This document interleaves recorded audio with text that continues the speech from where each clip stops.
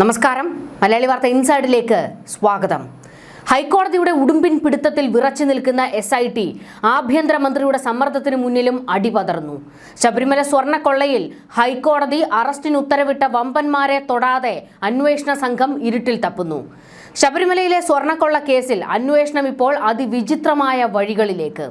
യഥാർത്ഥ പ്രതികളെയും ഉന്നതരെയും തൊടാൻ മടിക്കുന്ന പ്രത്യേക അന്വേഷണ സംഘം ഇപ്പോൾ തോക്കിൻമുനയിൽ നിർത്തുന്നത് ശബരിമലയിൽ ദേവപ്രശ്നം നടത്തിയവരെ. കടകംപള്ളി സുരേന്ദ്രൻ റഡാറിലാണ്. എന്നാൽ മുൻ മന്ത്രിയെ കൈവിലങ്ങ് വെക്കാൻ SITക്ക് ഭയം. ദേവസ്വം ബോർഡ് മുൻ പ്രസിഡന്റ് PS പ്രശാന്തിന് കൊള്ളയിൽ പങ്കുണ്ടെന്ന റിപ്പോർട്ടുകൾ വ്യക്തമാകുന്നുണ്ട്. പക്ഷേ പ്രശാന്തിനെ അറസ്റ്റ് ചെയ്യാനും ഭയം. കാരണം പ്രശാന്തിനെ തൂക്കിയാൽ ഉറപ്പായും മന്ത്രി VN വാസവനിലേക്കും തിരിയേണ്ടി വരും. 2019-ലും 2024-ലും നടന്നതിന്റെ അതേ മോഡൽ കൊള്ള 2025-ലും നടന്നുവെന്നാണ് കോടതി വ്യക്തമാക്കുന്നത്. PS പ്രശാന്ത് ആയിരുന്നു അപ്പോൾ പ്രസിഡന്റ്, വാസവൻ ദേവസ്വം മന്ത്രിയും. തൂക്കേണ്ടി വന്നാൽ തൂത്തുവാരി പിടിച്ച് എല്ലാവരെയും തൂക്കണം. 2 മന്ത്രിമാർ അറസ്റ്റിലായാൽ ഭരണകൂടം താഴെ വീഴും. ഈ പേടിയിൽ SITക്ക് മേലെ ആഭ്യന്തര വകുപ്പിൽ നിന്ന് സമ്മർദ്ദം. അതുകൊണ്ട് അന്വേഷണത്തിന്റെ ദിശ തിരിക്കുകയാണ് SIT എന്ന് ആരോപണം ശക്തമാകുന്നു. ഹൈക്കോടതിയുടെ മേൽനോട്ടത്തിലാണ് അന്വേഷണം പുരോഗമിക്കുന്നത്.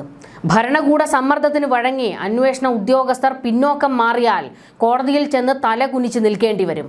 ഹൈക്കോടതി എടുത്തിട്ട് കുടയും. കോടതിയുടെയും ഭരണകൂടത്തിന്റെയും ഇടയിൽപ്പെട്ട് ഞെരിഞ്ഞമരുകയാണ് SIT. ചില വമ്പന്മാരുടെ അറസ്റ്റ് ഒരുപാട് ദിവസം നീട്ടിക്കൊണ്ടു പോകാനൊന്നും അന്വേഷണ സംഘത്തിന് കഴിയില്ല. അതിന് 2 കാരണം. 1, അറസ്റ്റ് വൈകിയാൽ SITയെ ചോദ്യമുനയിൽ നിർത്തും കോടതി. 2, SIT അറസ്റ്റ് വൈകിയാൽ എൻഫോഴ്സ്മെന്റ് ഡയറക്ടറേറ്റ് കളത്തിലേക്ക് ഇറങ്ങി ആ വമ്പന്മാരെ തൂക്കിക്കൊണ്ടുപോകും. എന്നാൽ അവർക്കും മുൻപേ SIT അവരെ തൂക്കിയിരിക്കണമെന്ന് ഭരണകൂടത്തിന്റെ സമ്മർദ്ദവുമുണ്ട്. ഏതാനും മണിക്കൂറുകൾ അല്ലെങ്കിൽ ഏതാനും ദിവസം മാത്രമേ ഈ അറസ്റ്റ് തടഞ്ഞു വെക്കാൻ ചില കേന്ദ്രങ്ങൾക്ക് സാധിക്കൂ. എന്തായാലും ഭരണകൂട സമ്മർദ്ദം ആരും സഞ്ചരിച്ചിട്ടില്ലാത്ത വഴികളിലൂടെയൊക്കെ SITയെ ഇപ്പോൾ സഞ്ചരിപ്പിക്കുകയാണ്.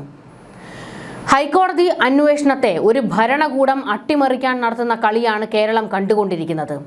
ശബരിമല കൊള്ളയിൽ പൊള്ളി നിൽക്കുന്നവർ ഒടുക്കത്തെ അടവുകളാണ് പുറത്തെടുക്കുന്നത്.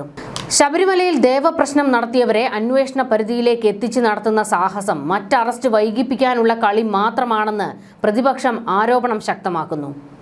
ഉണ്ണികൃഷ്ണൻ പോറ്റിക്ക് പിന്നിൽ ബംഗളൂരുവിലെ വമ്പൻ സ്വർണ്ണക്കടയാണ്. കേരളത്തിൽ വേരുകളുള്ള വമ്പൻ ഗ്രൂപ്പിനെ വെറുതെ വിടുകയാണ്. എന്തുകൊണ്ട് ആ ഗ്രൂപ്പിലേക്ക് അന്വേഷണം എത്തുന്നില്ല?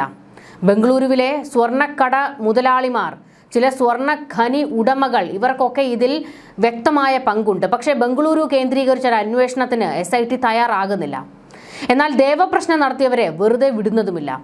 2018-ൽ നടന്ന ദേവപ്രശ്നത്തിലെ കണ്ടെത്തലുകൾ സ്വർണ്ണ കവർച്ചയ്ക്ക് മറയാക്കിയോ എന്നാണ് പോലീസിന്റെ സംശയം. ഭഗവാന്റെ ശ്രീകോവിലിലും വാതിലിനും കട്ടിളയ്ക്കും വൈകല്യമുണ്ടെന്ന ദേവപ്രശ്ന വിധി വിശ്വസിച്ച് നവീകരണം നടത്തിയതിന്റെ മറവിൽ സ്വർണം കടത്തിയെന്നാണ് ആരോപണം. വിശ്വാസത്തിന്റെ ഭാഗമായി ദേവപ്രശ്നം നടത്തിയ ജ്യോത്സ്യരുടെ മൊഴിയെടുക്കാനുള്ള പോലീസിന്റെ നീക്കം ഭക്തർക്കിടയിൽ പ്രതിഷേധത്തിന് കാരണമായിട്ടുണ്ട്. യഥാർത്ഥത്തിൽ നടന്നത് വൻ ആസൂത്രണമാണെന്ന് വ്യക്തമാണ്. 1998-ൽ സ്വർണം പൊതിഞ്ഞ വാതിൽ 2019-ൽ മാറ്റിയതിന്റെ മറവിലാണ് വലിയ തോതിൽ സ്വർണം കടത്തിയത്. എന്നാൽ കേസിൽ മുഖ്യപ്രതിയായ മുരാരി ബാബുവിന് സ്വാഭാവിക ജാമ്യം ലഭിക്കാൻ പോലീസ് കുറ്റപത്രം സമർപ്പിക്കാതെ 90 ദിവസം കാത്തിരുന്നുവെന്ന ഗുരുതര ആരോപണവുമായി പ്രതിപക്ഷ നേതാവ് VD സതീശൻ രംഗത്തെത്തി. മുഖ്യമന്ത്രിയുടെ ഓഫീസിൽ നിന്നുള്ള സമ്മർദ്ദമാണ് കുറ്റപത്രം വൈകാൻ കാരണമെന്ന് സതീശൻ ആരോപിക്കുന്നു. ദ്വാരപാലക ശില്പം പോലും കടത്തിയ സംഭവത്തിൽ അന്നത്തെ ദേവസ്വം മന്ത്രി കടകംപള്ളി സുരേന്ദ്രനെതിരെ ഉയർത്തിയ ആരോപണങ്ങളിൽ ഉറച്ചു നിൽക്കുന്നതായും സതീശൻ വ്യക്തമാക്കി. സ്വർണ്ണക്കള്ളന്മാരെ പിടിക്കുന്നതിന് പകരം ആചാരപരമായ കാര്യങ്ങളിൽ നിർദ്ദേശിച്ചവരെ പ്രതിക്കൂട്ടിലാക്കി കേസ് അട്ടിമറിക്കാനാണ് സർക്കാരിന്റെ നീക്കമെന്ന സംശയം ഇതോടെ ബലപ്പെടുകയാണെന്നും പ്രതിപക്ഷം ആരോപിക്കുന്നു. ശബരിമലയിലെ സ്വർണം എങ്ങോട്ട് പോയി എന്ന ചോദ്യത്തിന് കൃത്യമായ മറുപടി നൽകാതെ അന്വേഷണം വഴിതിരിച്ചു വിടുകയാണ് SIT ചെയ്യുന്നത്. ബംഗളൂരുവിലെ വമ്പൻ സ്വർണ്ണക്കടയ്ക്ക് വേണ്ടി ശബരിമലയിൽ സ്പോൺസറായതും പോറ്റിയാണ്. ഈ ഗ്രൂപ്പിലെ പ്രധാനിക്കെതിരെ ബംഗളൂരുവിൽ നിരവധി കേസുകളുണ്ട്. എന്നിട്ടും ഈ ഗ്രൂപ്പിലെ ആരെയും പോലീസ് ചോദ്യം ചെയ്തിട്ടില്ല. ഇങ്ങനെ അന്വേഷണം പല വഴിക്ക് ചിതർന്നു. യഥാർത്ഥ കള്ളന്മാരെ അറസ്റ്റിൽ നിന്ന് രക്ഷിക്കാൻ അന്വേഷണ സംഘം പിണറായി ഉത്തരവിൽ കളിക്കുന്നുവെന്നാണ് ആരോപണം. ദേവപ്രശ്നം നടത്തിയവരെ ചോദ്യം ചെയ്യുന്നതിൽ തെറ്റില്ല. അവർ ഇതിൽ പങ്കാളികളാണെങ്കിൽ, ഇപ്പോൾ നടന്നിരിക്കുന്ന കൊള്ളയിൽ പങ്കാളികളാണെങ്കിൽ അവരെയും തൂക്കി അകത്തിടണം, അതിലൊരു സംശയവും ഇല്ല. പക്ഷേ അതിനോടൊപ്പം തന്നെ മറ്റ് വമ്പന്മാരിലേക്ക് അന്വേഷണവും പോകുന്നില്ല, അവരെ ചോദ്യം ചെയ്യലിന് വിളിപ്പിക്കുന്നില്ല, അറസ്റ്റും രേഖപ്പെടുത്തുന്നില്ല. ഹൈക്കോടതി പറഞ്ഞിട്ടുണ്ട് ഈ കേസിൽ വമ്പന്മാരുണ്ട് എന്ന്. പോറ്റിയും വാസുവും അതുപോലെ തന്നെ മുരാരി ബാബുവും ഒക്കെ അറസ്റ്റിലായപ്പോഴും ഹൈക്കോടതി പറഞ്ഞു ഇനിയും വമ്പന്മാരുണ്ടെന്ന്. പിന്നീടാണ് പത്മകുമാറിലേക്കൊക്കെ പോകുന്ന കാഴ്ച നമ്മൾ കണ്ടത്. അപ്പോഴും ഹൈക്കോടതി പറഞ്ഞു വമ്പന്മാർ ഇനിയുമുണ്ട്. പിന്നീടാണ് വിജയകുമാറിലേക്കും ശങ്കർദാസിലേക്കും എത്തുന്നത്. അപ്പോഴും ഹൈക്കോടതി ആ ഒരു പ്രസ്താവന നിർത്തിയില്ല, ഇനിയും വമ്പന്മാർ ഇതിന് പിന്നിലുണ്ട് എന്നുള്ളത്. ആ വമ്പന്മാരിലേക്ക് അന്വേഷണം എത്താതെ മറ്റു വഴിക്ക് ചിതറിപ്പോയാൽ SITയിലുള്ള വിശ്വാസം നഷ്ടപ്പെടും. എന്തായാലും അധികം വെള്ളം ചേർക്കാനൊന്നും SITക്ക് കഴിയില്ല. തൽക്കാലത്തേക്ക് ഭരണകൂടത്തിന്റെ ആജ്ഞ അനുസരിച്ച് കുറച്ച് ദിവസത്തേക്കെങ്കിലും അറസ്റ്റ് നീട്ടിക്കൊണ്ടുപോകാൻ SITക്ക് കഴിയും. പക്ഷേ അതിനപ്പുറത്തേക്ക് കഴിയില്ല. ഹൈക്കോടതി ചെവിക്ക് പിടിക്കും. തന്ത്രി കൂടുതൽ സംശയ നിഴലിലേക്ക് വരികയാണ്. ശബരിമല സ്വർണ്ണക്കൊള്ളയിൽ അവസാനമായി അറസ്റ്റിലായ തന്ത്രി കണ്ഠരര് രാജീവരുടെ പണമിടപാടുകളെക്കുറിച്ച് അറിയാൻ പ്രത്യേക അന്വേഷണ സംഘം അന്വേഷണം ശക്തമാക്കിയിട്ടുണ്ട്. തിരുവല്ലയിലെ സ്വകാര്യ ബാങ്കിൽ നിക്ഷേപിച്ച 2.5 കോടി രൂപ നഷ്ടമായിട്ടും തന്ത്രി പരാതി നൽകാത്തതിൽ ദുരൂഹതയുണ്ടെന്നാണ് അന്വേഷണ സംഘത്തിന്റെ നിഗമനം. ബാങ്ക് പൊട്ടിയിട്ടും തന്ത്രി ഇക്കാര്യത്തിൽ ഇതുവരെ പരാതി നൽകിയിട്ടില്ല എന്നതും SIT കണ്ടെത്തിയിട്ടുണ്ട്. ചോദ്യം ചെയ്യലിൽ തന്ത്രി ഇക്കാര്യത്തെക്കുറിച്ച് യാതൊന്നും പറഞ്ഞിട്ടില്ല. വെള്ളപ്പൊക്കത്തിൽ കുറച്ച് പണം നഷ്ടമായെന്ന് പറഞ്ഞതായി അന്വേഷണ സംഘം അറിയിച്ചു. വെള്ളപ്പൊക്കത്തിൽ കുറച്ച് പണം നഷ്ടമായെന്ന് തന്ത്രി പറഞ്ഞതായി അന്വേഷണ സംഘം അറിയിച്ചു. ഇതോടെയാണ് 2.5 കോടിയുടെ സ്രോതസ്സിനെ കുറിച്ച് അന്വേഷണം ആരംഭിച്ചത്. കുറച്ച് പണം നഷ്ടമായി എന്നായിരുന്നു തന്ത്രി പറഞ്ഞത്. പക്ഷേ 2.5 കോടിയുടെ കളിയാണ് അവിടെ നടന്നിരിക്കുന്നത്. ഈ 2.5 കോടി എവിടെ നിന്ന് തന്ത്രിക്ക് കിട്ടി? അങ്ങനെ ഒരു 2.5 കോടി കയ്യിൽ നിന്ന് പോയിട്ടും ബാങ്കിൽ നിന്ന് നഷ്ടമായിട്ടും എന്തുകൊണ്ട് ഒരു അന്വേഷണത്തിന് അല്ലെങ്കിൽ ഒരു പരാതി പോലും പോലീസിൽ കൊടുത്തില്ല എന്നുള്ളതും ചോദ്യം തന്നെയാണ്. കൂടുതൽ അന്വേഷണത്തിനായി കണ്ഠരര് രാജീവരെ അന്വേഷണ സംഘം നേരത്തെ കസ്റ്റഡിയിൽ വാങ്ങിയിരുന്നു. കേസിലെ മുഖ്യപ്രതി ഉണ്ണികൃഷ്ണൻ പോറ്റിയുമായുള്ള ഇടപാടുകൾ, മറ്റ് പ്രതികളുമായുള്ള ബന്ധം തുടങ്ങിയ കാര്യങ്ങളിൽ വ്യക്തത തേടുന്നതിനാണ് തന്ത്രിയെ കസ്റ്റഡിയിൽ വാങ്ങിയിരിക്കുന്നത്. തന്ത്രിയുടെ ജാമ്യാപേക്ഷ ഈ മാസം 28-ന് കൊല്ലം വിജിലൻസ് കോടതി പരിഗണിക്കും.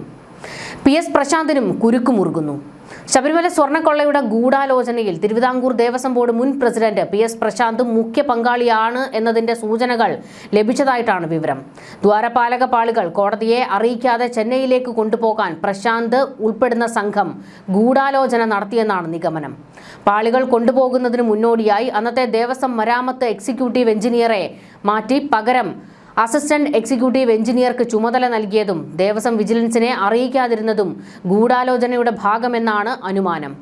സന്നിധാനത്ത് നടക്കുന്ന ഏതൊരു നിർമ്മാണ പ്രവർത്തനവും മരാമത്ത് എക്സിക്യൂട്ടീവ് എഞ്ചിനീയറെയും ദേവസ്വം വിജിലൻസിനെയും രേഖാമൂലം ബോർഡ് അറിയിക്കണമെന്നാണ് ചട്ടം. ഇത്തരമൊരു അറിയിപ്പ് ദ്വാരപാലക ശില്പപാളികൾ ഇളക്കിയെടുത്തപ്പോൾ നൽകിയിട്ടില്ല. അറിയിച്ചിരുന്നെങ്കിൽ അവർ വിവരം നൽകുമ്പോൾ Sabarimala special commissioner R Jayakrishnan ഹൈക്കോടതിയുടെ ശ്രദ്ധയിൽപ്പെടുത്തുമായിരുന്നു. 2025 സെപ്റ്റംബർ 7-ന് ഇളക്കിയെടുത്ത ദ്വാരപാലക ശില്പങ്ങളിലെ സ്വർണ്ണപ്പാളികൾ ചെന്നൈയിലേക്ക് കൊണ്ടുപോകുന്നതിന് ഒരു മാസം മുൻപാണ് ഇപ്പോഴത്തെ Sabarimala executive officer OG Biju ചുമതല ഏറ്റെടുക്കുന്നത്. തനിക്ക് മുൻപ് എക്സിക്യൂട്ടീവ് ഓഫീസറായിരുന്ന മുരാരി ബാബു നടപടിക്രമങ്ങൾ പൂർത്തിയാക്കിയെന്നാണ് അദ്ദേഹം ധരിച്ചത്. കോടതിയുടെ അനുമതി തേടിയിട്ടില്ലെന്ന് മനസ്സിലാക്കിയതോടെ അടിയന്തരമായി ശബരിമല സ്പെഷ്യൽ കമ്മീഷണർക്ക് ബിജു റിപ്പോർട്ട് നൽകി. ദ്വാരപാലക ശില്പപാളികളിൽ സ്വർണം പൂശാൻ സന്നദ്ധനാണെന്ന് കാട്ടി ഉണ്ണികൃഷ്ണൻ പോറ്റി നൽകിയ ഇമെയിലും റിപ്പോർട്ടിനൊപ്പം നൽകി. സ്പെഷ്യൽ കമ്മീഷണർ ഇക്കാര്യം അറിയിച്ചതോടെയാണ് കോടതിയുടെ മേൽനോട്ടത്തിൽ അന്വേഷണം തുടങ്ങിയത്. ഇതിലൊക്കെ PS പ്രശാന്ത് കൃത്യമായ കളികൾ നടത്തിയിട്ടുണ്ട്. ഇതിനിടെ ശാസ്ത്രീയ പരിശോധനയിലെ വിവരങ്ങൾ ശേഖരിക്കുന്നതിന്റെ ഭാഗമായി VSSC ശാസ്ത്രജ്ഞരുടെ മൊഴിയെടുത്തു തുടങ്ങിയിട്ടുണ്ട്. SIT സംഘമാണ് മൊഴിയെടുക്കുന്നത്.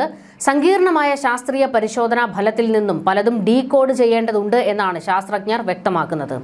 പൂർണ്ണമായ സംശയം നിവാരണത്തിന് ഒരാഴ്ച കൂടി വേണമെന്നും പഴയ വാതിൽപ്പാളിയുടെ ശാസ്ത്രീയ പരിശോധനാ ഫലവുമായി താരതമ്യം ചെയ്യേണ്ടതുണ്ടെന്നും ശാസ്ത്രജ്ഞർ വ്യക്തമാക്കുന്നു. നഷ്ടമായ സ്വർണത്തിന്റെ അളവ് കൃത്യമായി കണ്ടെത്താനാണ് നീക്കം. അതേസമയം ശബരിമല സ്വർണ്ണക്കൊള്ള കേസിലെ കള്ളപ്പണം വെളുപ്പിക്കൽ അന്വേഷിക്കുന്ന എൻഫോഴ്സ്മെന്റ് ഡയറക്ടറേറ്റ് മുരാരി ബാബുവിന്റെ മൊഴിയെടുക്കും. കൊള്ളയിലെ 2ാം പ്രതിയാണ് ദേവസ്വം ബോർഡ് മുൻ അഡ്മിനിസ്ട്രേറ്റീവ് ഓഫീസർ മുരാരി ബാബു. മൊഴിയെടുക്കുന്നതിനായി മുരാരി ബാബുവിന് ഈ ആഴ്ച നോട്ടീസ് നൽകും. കൊച്ചി ഓഫീസിൽ ഹാജരാകാനായിരിക്കും നോട്ടീസ് നൽകുക. ശബരിമല സ്വർണ്ണക്കൊള്ളയിൽ റിമാൻഡിൽ കഴിയുന്ന മുരാരി ബാബു ജാമ്യം ലഭിച്ചതിനെ തുടർന്ന് പുറത്തിറങ്ങിയിരുന്നു. ദ്വാരപാലക കേസിലും കട്ടിളപ്പാളി കേസിലുമാണ് ജാമ്യം ലഭിച്ചിരിക്കുന്നത്. അറസ്റ്റിലായി 90 ദിവസം കഴിഞ്ഞതോടെയാണ് കൊല്ലം വിജിലൻസ് കോടതി സ്വാഭാവിക ജാമ്യം അനുവദിച്ചത്. കർശന ഉപാധികളോടെയാണ് ജാമ്യം. സ്വർണ്ണക്കൊള്ള കേസിൽ ജാമ്യം കിട്ടി പുറത്തിറങ്ങുന്ന ആദ്യ പ്രതിയുമാണ് മുരാരി ബാബു. നേരത്തെ ഒന്നാം പ്രതി ഉണ്ണികൃഷ്ണൻ പോറ്റിക്ക് ദ്വാരപാലക കേസിൽ സ്വാഭാവിക ജാമ്യം അനുവദിച്ചിരുന്നു. എന്നാൽ കട്ടിളപ്പാളി കേസിൽ 90 ദിവസം പൂർത്തിയാകാത്തതിനാൽ ഉണ്ണികൃഷ്ണൻ പോറ്റി റിമാൻഡിൽ തുടരുകയാണ്. ശബരിമല സ്വർണ്ണക്കൊള്ള കേസിൽ കുറ്റപത്രം വൈകുമെന്നാണ് റിപ്പോർട്ടുകൾ. ശാസ്ത്രീയ പരിശോധനകൾ പൂർത്തിയാകാത്തതും അറസ്റ്റുകൾ ബാക്കിയുള്ളതുമാണ് കുറ്റപത്രം സമർപ്പിക്കുന്നതിന് തടസ്സമാകുന്നത്. കൊള്ളയിൽ അറസ്റ്റുകൾ ഉണ്ടായി 90 ദിവസം കഴിഞ്ഞിട്ടും കുറ്റപത്രം നൽകാത്ത SIT നടപടി നീളുകയാണ്.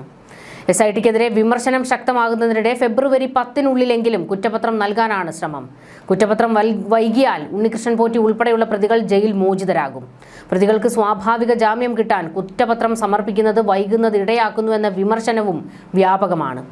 ഭാഗികമായ കുറ്റപത്രം നൽകാത്തത് എന്താണെന്ന്, അന്വേഷണം ഇഴയുന്നത് എന്താണെന്നുമുള്ള ചോദ്യങ്ങളും ഉയരുന്നുണ്ട്. കേസിൽ കുറ്റമറ്റ കുറ്റപത്രം തയ്യാറാക്കേണ്ടതുകൊണ്ടാണ് താമസമെന്നാണ് SIT വൃത്തങ്ങൾ പറയുന്നത്. എന്നാൽ പ്രതിപക്ഷം ഇതൊരു രാഷ്ട്രീയ ആയുധമാക്കിയിരിക്കുകയാണ്. പിണറായി വിജയന്റെ ഓഫീസ് സമ്മർദ്ദം ചെലുത്തുന്നതുകൊണ്ടാണ് കുറ്റപത്രം നൽകാൻ വൈകുന്നത് എന്നാണ് ഇപ്പോൾ പ്രതിപക്ഷം വാദിക്കുന്നത്. മറ്റൊരു കാര്യമുണ്ട്. ഇനിയിപ്പോൾ രണ്ടാമത് സ്വാഭാവിക ജാമ്യം കിട്ടാൻ പോകുന്നത് പത്മകുമാറിനാണ്. പത്മകുമാർ പുറത്തേക്ക് വന്നാൽ അത് CPMനെ സംബന്ധിച്ചിടത്തോളം ഒരു താൽക്കാലിക ആശ്വാസമാണ്. അതുകൊണ്ടാണ് ഈ കുറ്റപത്രം SITയെ കൊണ്ട് സമർപ്പിക്കാത്തത് എന്ന വലിയൊരു ശക്തമായ ആരോപണം ഇപ്പോൾ നിൽക്കുകയാണ്. ന്യൂസ് ഡെസ്ക്, മലയാളി വാർത്ത ഇൻസൈഡ്.